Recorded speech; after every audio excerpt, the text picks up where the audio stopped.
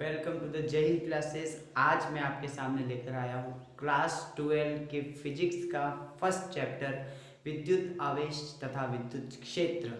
तो गाइस आइए शुरू करते हैं हमारा आज का वीडियो बिना किसी टाइम वेस्ट के। चैप्टर स्टार्ट करते हैं। सबसे पहले चैप्टर का नाम देखिए, विद्युत आवेश तथा विद्युत क्षेत्र। तो पहले नाम आ रहा है विद्युत आवेश। विद्युत आवेश क्या होता है?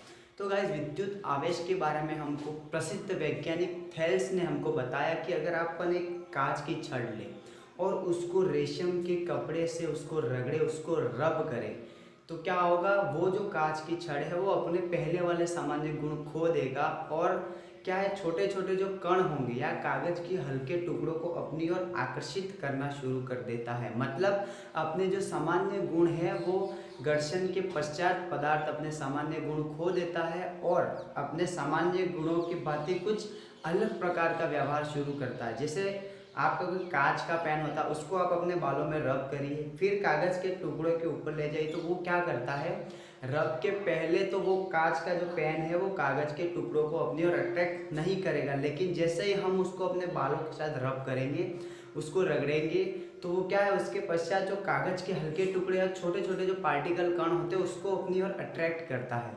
तो ये जो पदार्थ का गुण होता है रब करने के बाद, यही एक प्रकार का विद्युत आवेश कहलाता है। गाइस अब आवेश के बारे में समझने के लिए हम एक एक्सपेरिमेंट करते हैं, एक प्रयोग करते हैं। हम ये प्रयोग करते हैं कि हम एक कांच की छड़ लेते हैं। क्या करते हैं, कांच की छड़ लेते हैं, उसको रेशम के कपड़े से रब करते हैं, मतलब रगड़ते हैं। रगड़ने के बाद क्या करते हैं, इसको किसी धागे से कहीं पर फ्रीडम लटका देते हैं। लटकाने के बाद हम एक और कांच का टुकड़ा लेते हैं, कांच की छड़ लेते हैं, उसको फिर रेशम के कपड़े से रब करते हैं और रब करने के बाद हम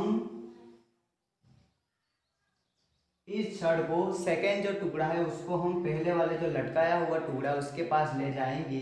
दोनों रब किए हुए टुकड़े हैं, अगर हम इसको फिर इसके पास ले जाएं तो क्या होगा, ये जो टुकड़ा है वो इस टुकड़े से दूर जाएगा, मतलब ये इस तरफ डिस्प्लेसमेंट होगा, इस तरफ खिसकेगा।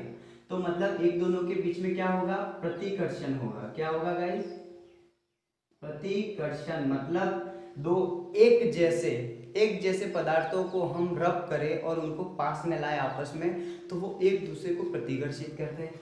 वहीं अगर हम क्या करें, ये कांच का टुकड़ा है, इसको रेशम के कपड़े से, एक कांच के टुकड़े को रेशम के कपड़े से रब करके इसी तरह लटका दें और हम जो दूसरा उसके पास में ले जा रहे हैं उस पदार्थ को अगर हम बदल के यहाँ कांच की जगह हम इसको एबोनाइट का टुकड़ा ले लें, अगर हम एबोनाइट पदार्थ का टुकड़ा ले और इसके पास ले जाएं, इसको भी रब कर, ये भी रब किया हुआ है, ये भी रब किया हुआ है, हम अगर एबोनाइट के टुकड़े को कांच के टुकड़े के पास ले जाएं रब कराने के पश्चात, तो हम देखेंगे कि इन दोनों के बीच में तो आकर्षण हो रहा है। गाइस क्या हो रहा है, इन दोनों के बीच में तो आकर्षण हो रहा है। तो हमारे पास यहाँ पर दो निष्कर्ष सामने आए। क्या निष्कर्ष सामने आए, ये निष्कर्ष सामने आए कि कांच और कांच, मतलब दोनों कांच के टुकड़े थे, मतलब एक जैसे पदार्थ थे। कैसे, एक जैसे हमारे पास पदार्थ थे, तो यहाँ क्या हो रहा था, प्रतिकर्षण हो रहा था। गाइस क्या हो रहा था, प्रतिकर्षण। और हमने अगर दोनों पदार्थों को बदला और उनको रब करके पास में ले गए, तो इन दोनों के बीच में सेकंड निष्कर्ष हमारे पास क्या आया, अलग अलग पदार्थ हम ले तो इनके बीच क्या होता है, आकर्षण। मतलब इस प्रयोग से हमारे पास दो चीजें सामने आई। क्या चीजें सामने आई, कि अगर अलग अलग पदार्थ हैं तो उनके बीच में आकर्षण होगा और एक जैसे हैं तो उनके बीच में प्रतिकर्षण होगा। अब ये प्रतिकर्षण और आकर्षण क्यों हो रहा है, ये उनके आवेशों के कारण हो रहा है। किसके कारण हो रहा है, आवेशों के कारण। और यहीं से, इसी एक्सपेरिमेंट से हमको वैज्ञानिक बेंजामिन फ्रैंकलिन ने बताया था कि आवेश जो होता है, इसी प्रयोग के आधार पर उन्होंने बताया था कि आवेश जो है वो दो प्रकार के होते हैं। पहला आवेश होता है धनात्मक, पहला आवेश होता है धनात्मक और दूसरा आवेश होता है गाइस ऋणात्मक। तो यहीं से हमको पता चला कि आवेश जो होता है वो दो प्रकार का होता है, पहला धनात्मक, दूसरा ऋणात्मक। इसके अलावा और कोई आवेश नहीं होता। अब गाइस समझने की कोशिश करते हैं इसके गुण। तो गुण गाइस देख लीजिए, यहाँ पर अगर कांच के दो टुकड़े हमने लिए थे और मान लो दोनों टुकड़ों में प्लस प्लस चार्ज था, मतलब एक जैसे अगर आवेश होंगे, एक जैसे आवेश होंगे तो उनमें क्या होगा, प्रतिकर्षण होगा, और अलग अलग आवेश होंगे तो आपस में आकर्षण होगा। तो यहाँ से हमारे पास क्या आया, आवेश के गुण आए सामने। कौन से गुण आए, अगर एक जैसे आवेश होंगे तो वो आवेश एक दूसरे को क्या करेंगे, प्रतिकर्षित करेंगे, और अलग अलग चार्ज होंगे तो वो एक दूसरे को क्या करेंगे, आकर्षित करेंगे गाइस। आवेश का मात्रक क्या होता है, तो आवेश का मात्रक होता है गाइस कूलाम। एक तो आवेश के दो मात्रक होते हैं, एक मात्रक होता है कूलाम, दूसरा मात्रक होता है फैराडे। क्या होता है गाइस, एक मात्रक होता है कूलाम, दूसरा मात्रक होता है फैराडे। और फैराडे, एक फैराडे किसके बराबर होता है, 96,500 कूलाम के बराबर होता है गाइस। तो ये मोस्ट इंपॉर्टेंट चीज है, याद रखिए आप। एग्जाम में कभी कभार एक नंबर का क्वेश्चन पूछा जाता है कि कूलाम के या कूलाम का आवेश लिखिए या एक फैराडे कितने कूलाम के बराबर होता है। तो गाइस यहाँ पर आवेश के दो मात्रक होते हैं, पहला मात्रक कूलाम और एक बड़ा मात्रक होता है फैराडे। और एक फैराडे जो होता है वो 96,500 कूलॉम के बराबर होता है। तो गाइस ये था आवेश और विद्युत आवेश के बारे में। लिखिए चैप्टर का नेक्स्ट टॉपिक है वो है हमारे पास आवेश संरक्षण का नियम।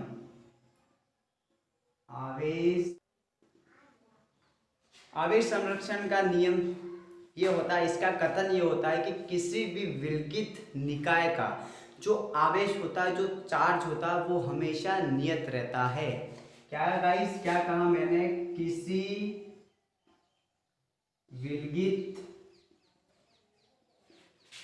विलगित निकाय का आवेश हमेशा नियत रहता है। मतलब किसी भी विलगित निकाय, यहाँ पर एक शब्द आ रहा है विलगित निकाय। गाइस देखिए विलगित निकाय क्या होता है, मतलब जिस चीज से या जिस वस्तु से हम आवेश को क्रिएट कर रहे हैं, आवेश को उत्पन्न कर रहे हैं, वो होता है विलगित निकाय।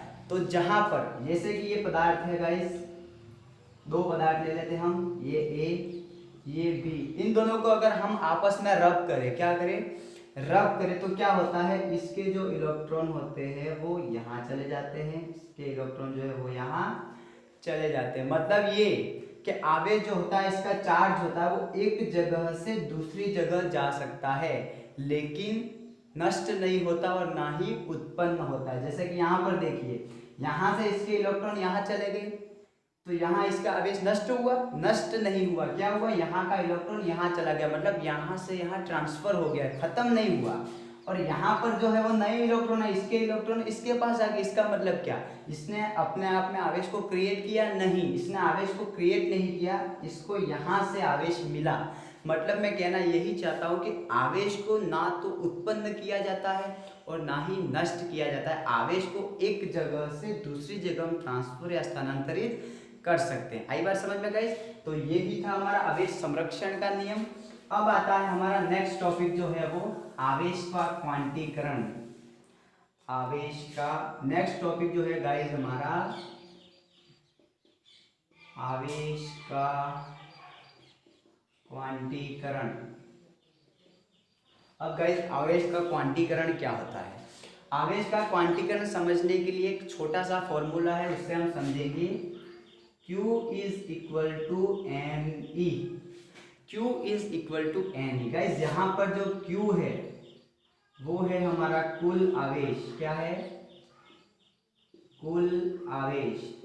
N जो है वो हमारे पास है पूर्णांक, और पूर्णांक क्या होते हैं, 1 2 3 4 पूर्ण अंक, पूर्ण अंक। और E जो है हमारा यहाँ पर है वो है एक इलेक्ट्रॉन पर आवेश, और एक इलेक्ट्रॉन पर आवेश होता है 1.6 × 10⁻⁻19 कूलॉम। आई बात समझ में। अब यहाँ पर आवेश का क्वांटीकरण का तो ये फॉर्मूला आ गया। अब आवेश के क्वांटीकरण की डेफिनेशन क्या है, उसकी परिभाषा क्या है। किसी भी पदार्थ पर जो कुल आवेश Q होता है वो उस पदार्थ के अंदर जितने भी इलेक्ट्रॉन हैं उसका पूर्ण गुणज होता है। आई बात समझ में? जो किसी भी पदार्थ पर जो कुल आवेश होता है वो उस पदार्थ के अंदर उपस्थित इलेक्ट्रॉनों का पूर्ण गुणज होता है। पूर्ण गुणज मतलब जैसे कि किसी पदार्थ के अंदर आवेश है वो 1 2 3 4 मतलब कंप्लीट नंबर हो सकता है 1 2 3 4 5 6 7 8 9 10 ये, लेकिन इस तरह का नहीं हो सकता कि इस पदार्थ में आधा आवेश है या इस पदार्थ में 3/2 आवेश है, 7/2 आवेश है।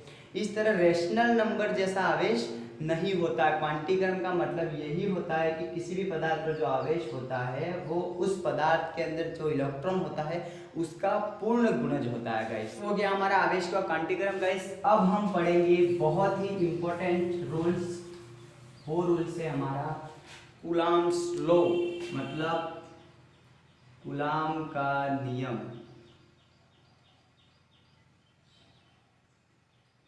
कूलॉम का नियम गाइस, कूलॉम का नियम पढ़ने से पहले मैं आपको एक चीज़ बताता हूँ, उस चीज़ पर फोकस करिए तो कूलॉम का नियम और आगे का जो चैप्टर है वो आपको और अच्छी तरीके से समझ में आएगा। मान लो मैंने यहाँ पर कोई एक आवेश लिया, ये कोई एक क्षेत्र है, यहाँ पर कोई एक आवेश है, तो ये आवेश क्या करता है, अपने आसपास एक इलेक्ट्रिक फील्ड उत्पन्न करता है, मतलब विद्युत क्षेत्र उत्पन्न करता है। कोई भी आवेश अगर हम फ्री किसी क्षेत्र में रख दे तो वो अपने आसपास के एरिया में विद्युत क्षेत्र उत्पन्न करता है। तो मान लो यहाँ पर हमने बहुत सारे आवेश ले लिए, क्या कर दिए हमने, यहाँ पर बहुत सारे आवेश ले लिए, तो जितने भी आवेश होंगे वो क्या करेंगे, अपने आसपास क्या उत्पन्न करेंगे, इलेक्ट्रिक फील्ड उत्पन्न करेंगे। देखिए ये इलेक्ट्रिक फील्ड उत्पन्न कर रहे हैं अपने आसपास, सारे आवेश अपने आसपास इलेक्ट्रिक फील्ड उत्पन्न कर रहे हैं।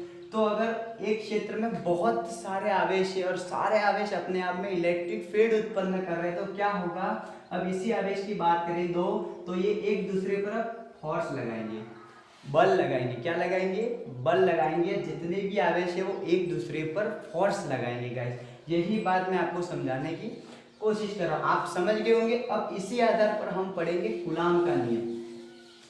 कूलॉम का नियम हम पढ़ेंगे। कूलॉम का नियम जो होता है उसका कथन जो होता है वो सबसे पहले हम लिख लेंगे, क्योंकि इम्पोर्टेंट होता है कथन। एग्जाम में कभी कूलॉम का नियम पूछे तो उसका कथन लिखना जरूरी है। कूलॉम के नियम का कथन होता है, कोई दो आवेश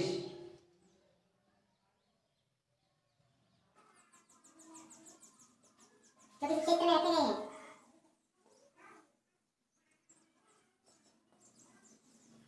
क्षेत्र में रखे गए हैं तो उन पर लगने वाला बल, तो उन पर लगने वाला दो बल हो सकते हैं यहाँ पर, आकर्षण बल और प्रतिकर्षण बल, आप दोनों बल लिख सकते हैं, मैं नहीं लिख रहा, आप लिख सकते हैं। रखे गए हैं जो उन पर, तो उन पर लगने वाला बल F जो होता है वो F, उन पर लगने वाला बल आवेशों के गुणनफल के समानुपाती व दूरी के वर्ग के व्युत्क्रमानुपाती होता है, व्युत्क्रमानुपाती होता है। अब गाइस ये तो होता है इसका फैक्ट जो कथन है। कथन क्या है, कोई दो आवेश जो किसी क्षेत्र में रखे गए हैं तो उन पर लगने वाला बल F जो है वो उनके आवेशों, दोनों आवेशों के गुणनफल के समानुपाती और उसकी दूरी का जो स्क्वायर है उसके व्युत्क्रमानुपाती होता है। ये तो हो गया इसका कथन। अब क्या करते हैं, इसका गणितीय निरूपण देखते हैं इसका। तो मतलब मैंने जो हमने यहाँ लिखा है उसको हम यहाँ फैक्ट के रूप में लिखेंगे। जैसे कि हमने यहाँ ले लिया एक आवेश और ये ले लिया दूसरा आवेश, ये आवेश यहाँ पर कोई इलेक्ट्रिक फील्ड क्रिएट कर रहा है, ये यहाँ पर इलेक्ट्रिक फील्ड क्रिएट कर रहा है। मैंने कहा था दो आवेश है तो एक दूसरे पर फोर्स लगाएंगे और ये इन दोनों के बीच की दूरी है हमारे पास r। इस आवेश को नाम दे देते हैं Q1, इसको नाम दे दिया हमने Q2। अब ये दोनों एक दूसरे पर बल लगाएंगे तो यहाँ पर लिखा हुआ है कि इस क्षेत्र में रखे गए आवेश, उन पर लगने वाला जो बल है, उन पर जो लगने वाला बल है वो आवेशों के गुणनफल के समानुपाती, मतलब आवेशों का गुणनफल। तो आवेश क्या है, Q1 इंटू Q2, ये तो हो गया उनके गुणनफल हो गया, इसके समानुपाती होता है। तो ये हमारे पास बन गई इक्वेशन फर्स्ट।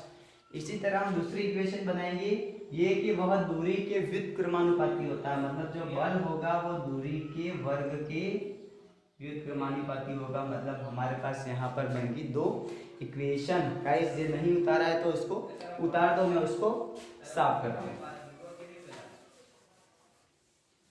अब हमारे पास दो इक्वेशन है, इक्वेशन फर्स्ट, इक्वेशन सेकंड। हम यहाँ करेंगे समीकरण 1 व 2 से, समीकरण 1 व 2 से। समीकरण 1 व 2 से क्या हुआ, F is proportional to Q1 Q2 into 1/r²। इसको हम इस तरीके से लिख सकते हैं क्या, Q1 Q2/r² लिख सकते हैं गाइस, बिल्कुल लिख सकते हैं। अब इसको रहने देंगे एक बार। अब यहाँ पर प्रोपोर्शनल का निशान आ रहा है, किसका निशान आ रहा है, यहाँ पर आ रहा है हमारे पास F is proportional to Q1/Q2r²। हमारे पास ये प्रोपोर्शनल का निशान आ रहा है। अब प्रोपोर्शनल के निशान को हम क्या है, हटाएंगे। क्या करेंगे, इसको हटा देंगे। किस तरीके से हटाएंगे, F को अगर हमने हटा दिया, इस प्रोपोर्शनल के निशान को हमने हटा दिया, तो हमारे पास यहाँ पे कांस्टेंट आता है के, हमारे पास एक कांस्टेंट आता है के। और इस के की जो वैल्यू है वो, उसकी जो वैल्यू दो पद्धति में अलग अलग रूप से दी गई है। मतलब यहाँ पर हम पहली पद्धति के बारे में पढ़ेंगे। पहली पद्धति होती है CGS पद्धति। तो CGS पद्धति में जो है वो के की वैल्यू हमको 1 दी गई है। कितनी दी गई है, 1। तो CGS पद्धति में हमारे कूलाम नियम का फार्मूला होगा वो F is equal to Q1 Q2/r²। और CGS पद्धति में इसकी जो यूनिट होगी वो होगी डायन। क्या होगी, डायन। अब हमारे पास यहाँ पर एक दूसरी पद्धति आती है, वो है SI पद्धति। और SI पद्धति में जो है वो k की वैल्यू उनको दी गई है 1/4πε0, और इसकी मैथमेटिक वैल्यू होती है 9 × 10⁹ SI पद्धति में k की वैल्यू ये दी गई है। इस वैल्यू को हम यहाँ पर रखेंगे तो हमारे पास फॉर्मूला आएगा F is equal to 1/4πε0 Q1 Q2/r²। ये हमारा फार्मूला आया SI पद्धति में कूलाम नियम का, ये हमारे पास फार्मूला आया। अब यहाँ पर देखिए एप्सिलॉन नॉट क्या है, एप्सिलॉन नॉट है वायु या निर्वात, वायु या निर्वात की विद्युतशीलता, वायु या निर्वात की यहाँ पर विद्युतशीलता है। विद्युतशीलता क्या है उसके बारे में हम चैप्टर में आगे डिस्कस करेंगे। तो गाइस ये था हमारा कूलाम का नियम। अब कूलाम के नियम में भी कुछ अपवाद है, मतलब कूलाम का नियम भी हर जगह काम नहीं करता है। कूलाम के नियम की भी सीमाएं हैं कुछ। अब हम समझेंगे कूलाम के नियम की सीमाएं क्या है। कूलाम के नियम की सीमाएं, पहली सीमा, कूलाम का जो नियम है, कूलाम नियम बिंदु आवेश पर कार्य करता है, बिंदु आवेश पर कार्य करता है। पहला मतलब कूलाम नियम जो है वो बिंदु आवेश पर कार्य करता है। मतलब बिंदु का मतलब छोटे छोटे आवेशों पर कूलाम का नियम कार्य करता है। बड़े बड़े आवेशों के लिए कूलाम का नियम सही तरीके से कार्य नहीं करता है। दूसरा हमारे पास पॉइंट ये है कि कूलाम का जो नियम है वो 10⁻⁻15 मीटर से कम दूरी पर कार्य नहीं करता है, से कम दूरी पर कार्य नहीं करता है। 10⁻⁻15 मीटर से कम दूरी पर कार्य क्यों नहीं करता है, क्योंकि 10⁻⁻15 मीटर से कम दूरी पर तो हमारा नाभिकीय फोर्स होता है वो क्रिएट होने लग जाता है, इसलिए वहां पर कूलाम स्लो काम नहीं करता है। मतलब कूलाम का नियम बहुत ज़्यादा कम दूरी पर भी कार्य नहीं करता और बहुत ज़्यादा दूरी होगी आवेशों के मध्य तब भी काम नहीं करेगा। तीसरी इसकी सीमाएं है वो है कूलाम नियम जो है, कूलाम नियम वायु या निर्वात के लिए ज्यादा अच्छा कार्य करता है। ज़्यादा अच्छा कार्य करता है। कूलाम नियम जो है वो वायु या निर्वात के लिए ज़्यादा अच्छा कार्य करता है। गाइस ये था हमारा कूलाम्स का नियम और इसके कुछ फैक्ट, उसकी कुछ सीमाएं। अक्सर एग्जाम में क्वेश्चन कूलाम के नियम पर ये पूछा जाता है कि कूलाम का नियम लिखिए, इसका गणितीय निरूपण करिए और कूलाम के नियम की सीमाएं लिखिए। 4 या 5 नंबर का क्वेश्चन इस तरीके से आ सकता है। तो आपको कूलाम नियम का कथन लिखना है, गणितीय निरूपण मैंने आपको बता दिया है दोनों पद्धतियों में, और ये इसकी शॉर्ट एंड स्वीट मैंने आपको। चैप्टर का जो है वो एक और टॉपिक है अध्यारोपण का सिद्धांत। क्या है गाइस? अध्यारोपण का सिद्धांत क्या होता है, अब हम समझेंगे अध्यारोपण का सिद्धांत। अध्यारोपण का सिद्धांत, सबसे पहले हम लिखेंगे इसका कथन। कथन क्या होता है? कथन ये होता है कि किसी आवेश पर, किसी स्थिर आवेश पर है। गाइस ये तो हो गया इसका कथन, मतलब किसी स्थिर आवेश, मतलब यहाँ पर कोई एक आवेश है, उस पर जो अन्य आवेश, मतलब यहाँ पर बहुत सारे आवेश है, इस आवेश पर इन अन्य आवेशों के कारण जो बल लग रहा है वो बल इन सभी के जो आवेशों का सदिश योग है, इनका जो सदिश योग है वो इसके बराबर होगा, इस पर जो बल लग रहा है। अब हम समझेंगे इसका गणितीय निरूपण। गाइस कथन लिख दीजिएगा, मैं उसको क्लीन कर रहा हूँ। अब करेंगे हम इसका गणितीय निरूपण। गणितीय निरूपण किस तरीके से करेंगे यहाँ समझिए। यहाँ पर कोई आवेश है हमारे पास Q, समझने की कोशिश की। यहाँ पर कोई आवेश है Q, यहाँ पर हम कोई आवेश ले लेते हैं Q1, Q2, इसी तरीके से हमारे पास बहुत सारे आवेश है Qn आवेश। तो इन सभी के कारण इस आवेश पर कोई ना कोई फोर्स लगेगा। क्या लगेगा? फोर्स लगेगा, ठीक है। अब हम इसका गणितीय निरूपण करेंगे। गणितीय निरूपण में हम देखेंगे सबसे पहले जो यहाँ पर FQ है और वेक्टर आ रहा है, इसलिए ये वेक्टर साइन लगाना जरूरी है। मतलब जो यहाँ पर जो जितना भी फोर्स होगा वो किसके बराबर होगा? एक तो यहाँ पर FQ1 के कारण जो फोर्स है उसका सदिश रूप तथा FQ2 का सदिश रूप। अगर ऐसे ऐसे हम चलते जाएं तो यहाँ पर कितनी टर्म्स है? n टर्म्स तक। तो यहाँ पर सदिश रूप FQn, मतलब इस आवेश पर जितना भी बल लग रहा है वो इन सभी के सदिश योग के बराबर होगा।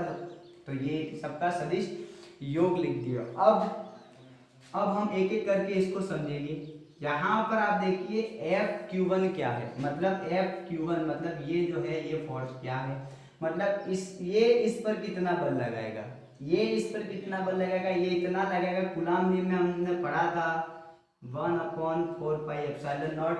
कूलाम का नियम यहाँ पर कीजिए। दो आवेश हो गए, दो आवेशों के मध्य लगने वाला बल पढ़ा था कि नहीं पढ़ा था? तो ये तो K हो गया, और यहाँ पर दो आवेश कौन कौन से? एक तो Q है और एक Q1 है। तो हम दोनों आवेश लिख देंगे Q और Q1। इन दोनों के मध्य दूरी हम लिख देंगे, R से डिनोट करें तो RQ और 1, तो यहाँ RQ को यहाँ 0 मान लेते हैं, F0 मान लेते हैं, सॉरी। तो इन दोनों के बीच की दूरी क्या हो गई? 0 1, R0 1, और इसका कर दिया हमने स्क्वायर, और इसका हम यहाँ पर अब सदिश ले लेते हैं 0 1 का कैप ले लिया। वेक्टर रूप में हमको कैप लेना जरूरी है। ये FQ1 के कारण इस पर इतना फोर्स लग रहा है, प्लस FQ2 पर कितना फोर्स लगेगा? तो वही 1/4πε0। अब इन दोनों की बात करो, Q2 और Q0 के बीच में कूलाम्स लॉ लगाओ। तो यहाँ पर दो आवेश कौन से हो गए? Q0 Q2 हो गए, और इन दोनों के बीच की दूरी R02 क्या होगी? R02, और इनका हमने स्क्वायर कर दिया और इसका हम कैप ले लेंगे। R02 का हमने कैप ले लिया। अगर ये इसी तरह चलता रहे तो n के कारण कितना फोर्स लगेगा? तो 1/4πε0, और यहाँ पर हो जाएगा Q0 Qn/R02n का होल स्क्वायर, और यहाँ हम कैप ले लेंगे R0n का कैप ले लिया। तो हमारे पास ये आई इक्वेशन। अब गाइस यहाँ पर देखिए 1/4 Q not 1/4 Q not her जगह कॉमन आ रहा है, तो हम इसको ले लेंगे, कॉमन ले लेंगे एफ क्यू नॉट और यहाँ पर हम क्या ले लेंगे 1/4, सॉरी थोड़ा नीचे लिख लेंगे यहाँ पर, F Q naught is equal to 1/4πε0 और यहाँ ऊपर हमने ले लिया क्यू नॉट। ये अगर हम कॉमन ले ले इन सारी टर्म में, ये तो कॉमन आ रहा है, क्यों? क्योंकि इस पर फोर्स लग रहा है, तो हमने इसको ले लिया कॉमन। अब गाइस यहाँ बचा क्या? यहाँ फर्स्ट में बचा Q1/R01 का स्क्वायर और R01 की कैप प्लस इस टर्म में क्या बचा? Q2/R02 कैप और R02 की कैप ले ली। इसी तरह यहाँ पर क्या बचा? Qn/R0n स्क्वायर और R0n कैप, ये बचा इसके अंदर गाइस। अब देखिए गाइस, अब हम यहाँ पर एक जैसी टर्म आती जा रही n तक चल रही है, तो हम यहाँ पर समेशन लेते हैं। क्या लेते हैं? समेशन। तो एफ क्यू नॉट का जो फोर्स होगा वो होगा, ये तो हमारे पास कॉमन है क्यू नॉट 4πε0। अब हम यहाँ पर ले लेते हैं summation i is equal to 0 to n और यहाँ ले लिया Qi/R0i का स्क्वायर और R0i का कैप। मतलब यहाँ पर देखिए, जहाँ पर ये 1 2 3 n तक चल रहा था, वहाँ हमने ले लिया i और i की वैल्यू क्या है? i की वैल्यू 0 से स्टार्ट होगी और n तक चलेगी, और इसका मतलब होता है समेशन, मतलब इन सब का योग ही हो रहा है, ये प्लस प्लस आ रहा है, तो ये हो गया समेशन।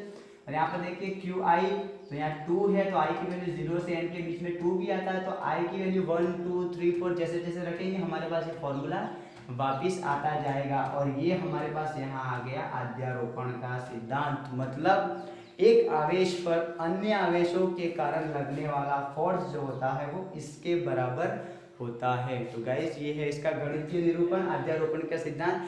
ये सिद्धांत भी एग्जाम के लिए मोस्ट इंपॉर्टेंट है। आप इसका गणितीय निरूपण घर पे 1-2 बार प्रैक्टिस करिए, आपको समझ में आ जाएगा। तो गाइस फर्स्ट पार्ट में हमने सीख लिया विद्युत आवेश के बारे में, टोटल जो जितनी भी कंसेप्ट हमने पढ़ ली।